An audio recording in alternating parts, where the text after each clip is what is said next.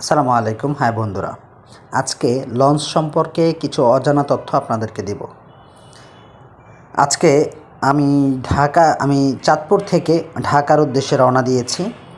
So আসার সময় আমি লঞ্চের যে নাবিকরা যেখান থেকে জাহাজ চালায়, আমি লঞ্চের নাবিকদের সাথে বসছি এবং ওনাদের থেকে জানতে পারলাম এখানে দুইজন ব্যক্তি আছেন। একজন প্রায় 1986 সাল থেকে লঞ্চ চালাচ্ছে, আরেকজন মুরব্বী আছেন যিনি 35 বছর যাবৎ উনি লঞ্চ চালাচ্ছে। সো এখানে আমরা অনেকে মনে করে থাকি লঞ্চটা যিনি নাবিক আছেন উনি কন্ট্রোল করে। আসলে বিষয়টা তা না। বিষয়টা যিনি নাবিক আছেন তিনিও এটা কন্ট্রোল করে তার অবস্থান থেকে। আর এটা বিমান যেমন একটা ম্যাপের উপর চলে, সেমভাবে এটাও ম্যাপের উপর চলে। তবে এখান থেকে বিমানে যেমন কন্ট্রোল রুম আছে, এটারও সেমভাবে কন্ট্রোল রুম আছে। হ্যাঁ, ওইখান থেকেও কন্ট্রোল করা হয়, এখান থেকে আবার মাইকে বললে তারা আবার কন্ট্রোল রুম থেকে শোনে।